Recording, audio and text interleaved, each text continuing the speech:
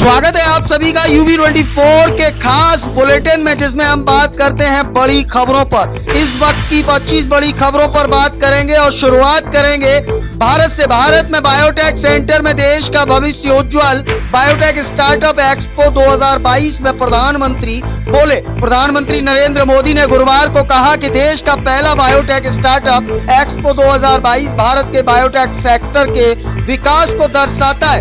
भारत में biotech sector के अवसरों का जिक्र करते हुए प्रधानमंत्री ने कहा कि देश की बायो इकोनॉमी बीते 8 सालों में 8 गुना बढ़ी है और वह दिन दूर नहीं जब भारत बायोटेक के क्षेत्र में टॉप 10 देशों में शुमार होगा। प्रधानमंत्री ने कहा कि बीते 8 सालों में देश में स्टार्टअप की संख्या बढ़कर 70,000 हो गई है। यह स्टार्टअप अलग अलग क्षेत्र में है। यही नहीं, 5,000 स्टार्टअप केवल बायोटेक सेक्टर से जुड़े हैं।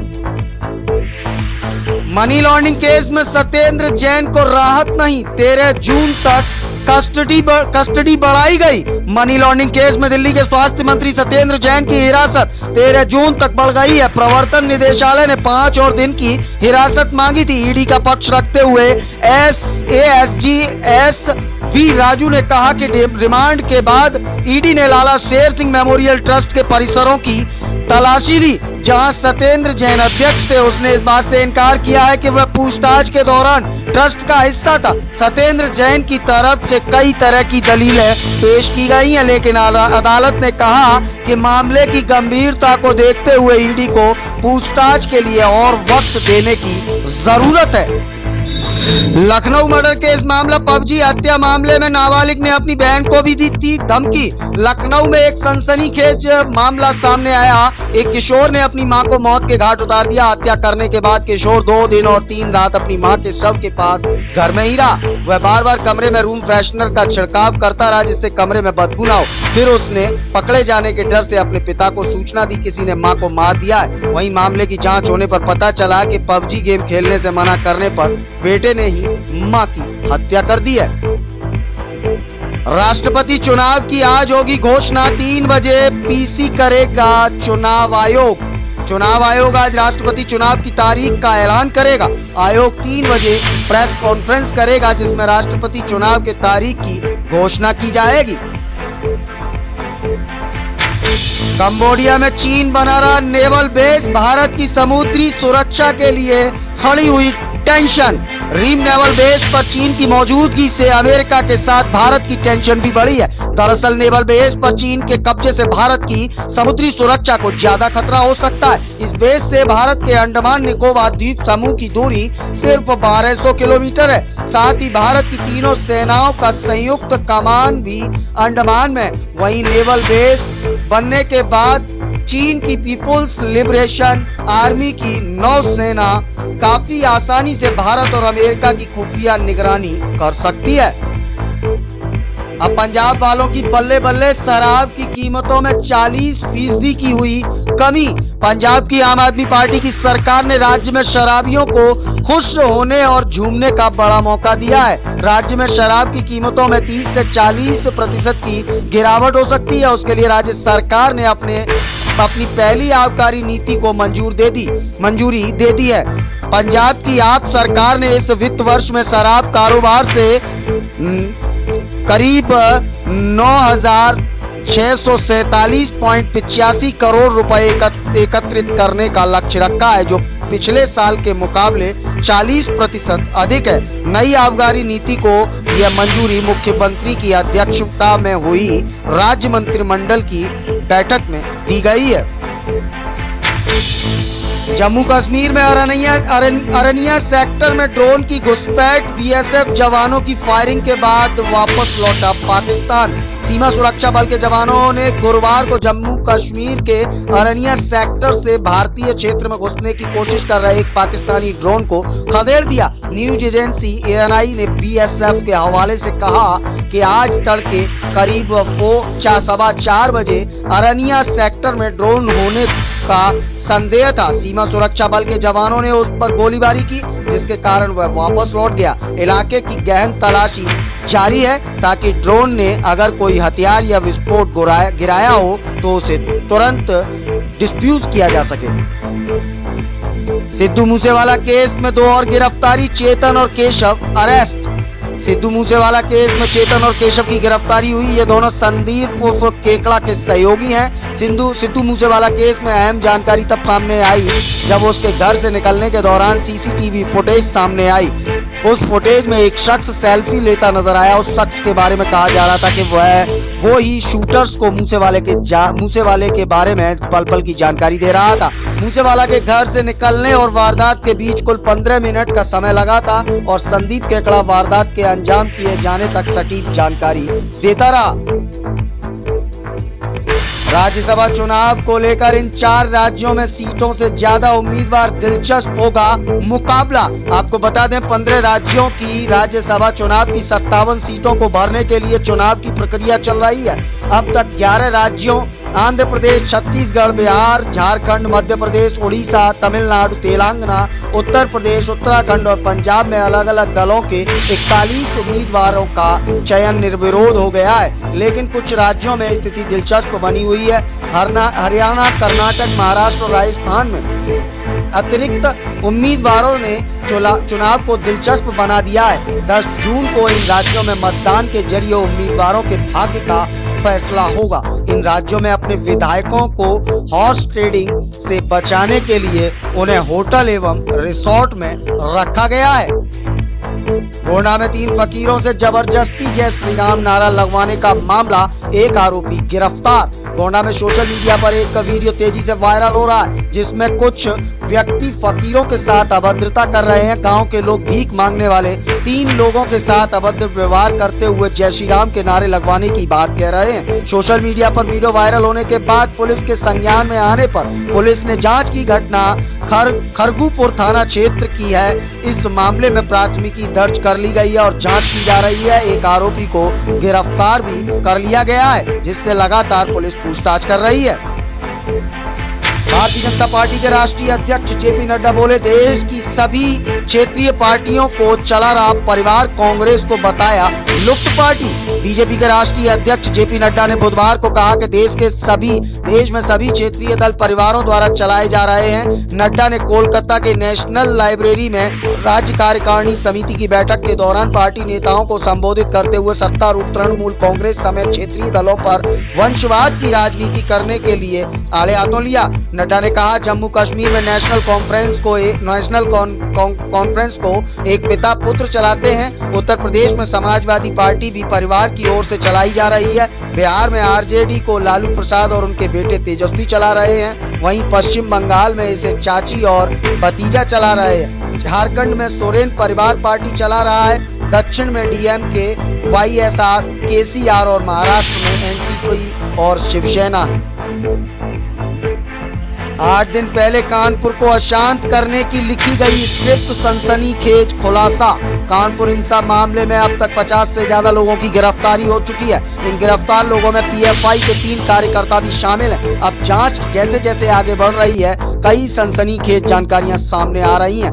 मसलन हिंसा की स्क्रिप्ट घटना वाले दिन से करीब 8 दिन पहले ही लिख ली गई थी। सब कुछ पहले से तय था, सिर्फ घटना को अंजाम देना था। मास्टरमाइंड हयात जफर हाशमी ने पूरी तैयारी कर रखी थी। हयात हाशमी के संगठन जौहर एसोसिएशन को 2019 में करोड़ों की फंडिंग भी हुई थी। दिल्ली मेट्रो द्वारिका सेक्टर 21 और नोएडा इलेक्ट्रॉनिक सिटी वैशाली के बीच सर्विस में हुई देरी, यात्री परेशान। दिल्ली मेट्रो की ब्लू लाइन से सफर करने वाले यात्रियों को आज मुश्किलों का सामना करना पड़ सकता है। दरअसल दिल्ली मेट्रो रेल कॉर्पोरेशन ने बताया कि द्वारिका सेक्टर 21 और नोएडा के इलेक्ट्रॉनिक सिटी वैशाली के बीच सर्विस में देरी हो रही है। हालांकि बाकी सभी लाइनों पर सामान्य सर्विस जारी है। ब्लू लाइन की सर्विस में देरी के चलते कई स्टेशनों पर यात्रियों की भारी भीड़ भी देखी गई है। कुतुब मीनार परिसर में पूजा अर्चना पर आने वाला है अहम फैसला, जाने पूरा मामला। कुतुब मीनार परिसर में पूजा मामले में साकेत कोर्ट फैसला सुनाने वाला है। हिंदू पक्ष की तरफ से मांग की गई थी कि वो पूजा का अधिकार चाहते हैं। हालांकि एएसआई ने हलफनामे के जरिए साफ कर दिया कि पूजा नहीं की जा सकती है। कोर्ट को इस बात पर भी फैसला करना है कि इमारत का स्वरूप कैसा है। इन सब के बीच मुस्लिम पक्ष ने नमाज पढ़ने की मांग की थी। बता दें, कुतुब मीनार को 1993 में यूनेस्को द्वारा विश्व धरोहर स्थल घोषित किया गया था। यह परिसर भारतीय पुरातत्व सर्वेक्षण के संरक्षण में है। लद्दाख में चीनी चाल पर अमेरिका सैन्य अधिकारियों का बड़ा बयान, आंख खोलने वाली बात। शीर्ष अमेरिकी जनरल ने बुधवार को लद्दाख थिएटर में वास्तविक नियंत्रण रेखा LAC के पार चीनी गतिविधि को आंख खोलने वाला बताया, जबकि पीपुल्स लिबरेशन आर्मी PLA द्वारा बुनियादी ढांचे के विकास को खतरनाक बताया। यूनाइटेड स्टेट्स आर्मी पैसिफिक के कमांडिंग जनरल चार्ल्स फ्लिन ने कहा कि चीनी गतिविधि आंख खोलने वाला है। PLA के वेस्टर्न थिएटर कमांड में बनाया जा रहा कुछ बुनियादी ढांचा चिंताजनक है। किसी को सवाल क्यों पूछना है और जवाब मिलना है कि उनके इरादे क्या हैं। दिल्ली में सोशल मीडिया पर नफरत फैलाने के मामले में दिल्ली पुलिस का बड़ा एक्शन। नुपुर शर्मा समेत 9 लोगों के खिलाफ मामला हुआ दर्ज। सोशल मीडिया पर भड़काऊ बयान देने और गलत जानकारी फैलाने के आरोप में दिल्ली पुलिस ने कुछ लोगों के खिलाफ मामला दर्ज किया है। पुलिस की ओर से FIR डिटेल में नुपुर शर्मा, नवीन कुमार जिंदल, सादाब चौहान, सबा नकवी, मौलाना मुफ्ती नदीम, अब्दुल रहमान, गुलजार अंसारी, अनिल कुमार मीणा और पूजा शकुन का नाम शामिल है। दिल्ली की IFSO यूनिट ने इन लोगों के खिलाफ अलग अलग प्रावधानों के तहत मामला दर्ज किया है। ये लोग कथित रूप से नफरत के संदेश फैला रहे थे, अलग अलग समूहों को उकसा रहे थे, ऐसी स्थिति पैदा कर रहे थे जो सार्वजनिक शांति बनाए रखने के लिए हानिकारक है। यूपी के फिरोजाबाद में जुमे की नमाज को लेकर पुलिस प्रशासन अलर्ट, मस्जिदों पर होगी मजिस्ट्रेट की तैनाती। फिरोजाबाद के कांच कारखानों में काम करने वाले मुस्लिम समाजों के श्रमिकों ने जुमे शुक्रवार का अवकाश मांगा है। इसकी जानकारी मिलने पर SSP आशीष तिवारी ने बृहस्पतिवार को 10 ग्लास सिंडिकेट की बैठक बुलाई है, जिसमें कांच कारोबारी शामिल होंगे। उधर खुफिया विभाग भी सक्रिय हो गया है। शहर के मुस्लिम बाहुल्य इलाकों के बाजार बंद रखने को सुबुगाहट भी तेज है। इसे लेकर पुलिस और प्रशासन अलर्ट हो गया है। सुरक्षा कड़ी कर दी गई है। शुक्रवार को शहर की प्रमुख मस्जिदों पर मजिस्ट्रेट की तैनाती की जाएगी। चौराहे और मिश्रित आबादी वाले इलाकों में पुलिस फोर्स की तैनाती की जाएगी। शहर में शांति व्यवस्था बनाए रखने के लिए बुधवार को रसूलपुर पुलिस द्वारा क्षेत्र के गणमान्य नागरिकों के साथ बैठक की गई। बैठक के दौरान थाना अध्यक्ष रसूलपुर कमलेश कुमार सिंह ने गणमान्य लोगों से अपील करते हुए शांति व्यवस्था बनाए रखने की अपील की। SSP आशीष तिवारी के निर्देशन में बुधवार को पुलिस लाइन स्थित परेड ग्राउंड में भी दंगा नियंत्रण के लिए पूर्वाभ्यास किया गया, जिसमें आंसू गैस, फायर ब्रिगेड,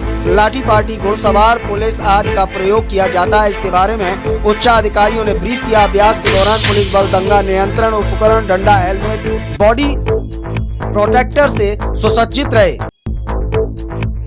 यात्रीगण कृपया ध्यान दें, लंबी दूरी की ट्रेनों में 10 जून से मिलेगा जर्नल का टिकट। इन खास ट्रेनों में मिलेगी सुविधा। जर्नल कोच में यात्रा करने वाले यात्रियों के लिए राहत की खबर है कि अब लंबी दूरियों की ट्रेन में 10 जून से जर्नल टिकटों की बुकिंग शुरू हो जाएगी। भीड़ से बचाव के लिए रेलवे ने अलग अलग तिथियों में अलग अलग ट्रेनों में सुविधा शुरू करने का फैसला लिया है। सबसे पहले 10 जून को गोरखपुर देहरादून एक्सप्रेस में जर्नल की टिकट की बिक्री शुरू होगी। उसके बाद अलग अलग तिथियों में अलग अलग ट्रेनों में सेवा शुरू की जाएगी। गोरखपुर से हिसार तक जाने वाली गोरखधाम एक्सप्रेस में यह सेवा 29 जून से शुरू होगी। वहीं तमाम ट्रेनों में किस तरीके से किस तारीख से शुरू होने वाली है सुविधा, वह भी हम आपको बताते हैं कि 11,038 गोरखपुर पुणे 25/6/2022 से शुरू होने वाली है।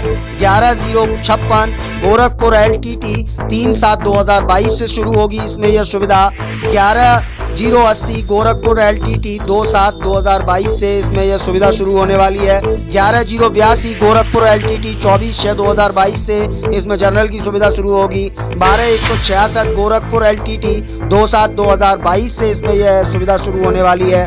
12,511 गोरखपुर कोचवाली 23/6/2022, 12,555 गोरखपुर हिसार 29/6/2022, 12,587 गोरखपुर जम्मू तवी 27/6/2022, 12,589 गोरखपुर सिकंदराबाद 15/6/2022, 12,591 गोरखपुर यशवंतपुर 2/7/2022 से इसमें जर्नल की सुविधा शुरू होगी।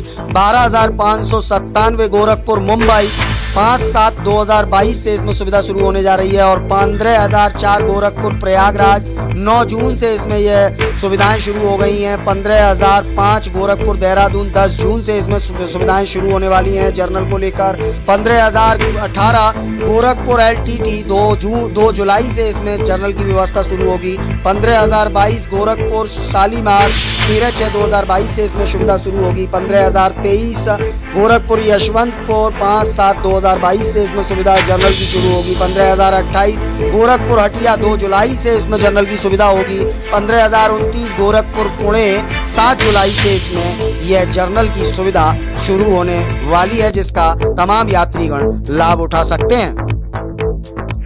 बात करेंगे मौसम के हाल की कि देश में किस तरीके का मौसम रहने वाला है।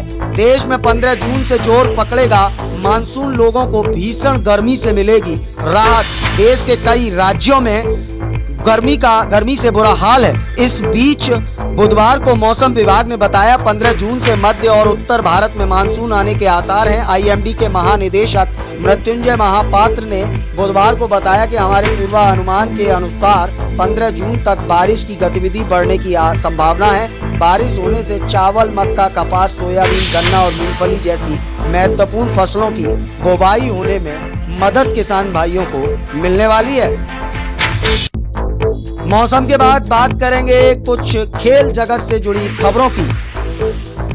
रिचर्डसन जोड़ी के शिकंजे में फंसा श्रीलंका। ऑस्ट्रेलिया ने दूसरा T20 जीत कर सीरीज पर किया कब्जा। केन रिचर्डसन 4 विकेट और झाए रिचर्डसन 3 विकेट की जोड़ी के कमाल के प्रदर्शन के बाद player of the match Matthew Wade 26 की सूझबूझ पारी की बदौलत ऑस्ट्रेलिया ने बुधवार को श्रीलंका को दूसरे T20 इंटरनेशनल मैच में 3 विकेट से मात दी। कोलंबो में खेले गए मुकाबले में श्रीलंका ने पहले बल्लेबाजी करते हुए 20 ओवर में 9 विकेट खोकर 124 रन बनाए। जवाब में ऑस्ट्रेलिया ने 17.5 ओवर में 7 विकेट खोकर लक्ष्य हासिल कर लिया। इस जीत के साथ ऑस्ट्रेलिया ने 3 T20 इंटरनेशनल मैचों की सीरीज में 2-0 की अजेय बढ़त बना ली है। इंडिया और साउथ अफ्रीका के बीच पहला T20 आज। ऋषभ पंत की कमान में खिलाड़ियों को आजमाने उतरेगी टीम इंडिया। आज पहली परीक्षा। इस साल के आखिर में ऑस्ट्रेलिया में होने वाले T20 विश्व कप के लिए इंडिया टीम तैयार करने के लिए भारत गुरुवार से मजबूत दक्षिण अफ्रीकी टीम के खिलाफ शुरू हो रहे 5 T20 अंतर्राष्ट्रीय मैचों की श्रृंखला में नए और पुराने कई खिलाड़ियों को परखने की कोशिश करेगा, जिसका नेतृत्व पहली बार ऋषभ पंत करेंगे। कहीं ना कहीं ऋषभ पंत के कंधों पर यह दारोमदार है कि किस तरह से वह मजबूत टीम दक्षिण अफ्रीका का इस बार सामना करने वाले हैं। फिलहाल देश, दुनिया, खेल और मौसम की खबरों में इतना ही। ताजा तरीन खबरों के लिए बने रहें UB24 के साथ। हमें दीजिए इजाजत। नमस्कार।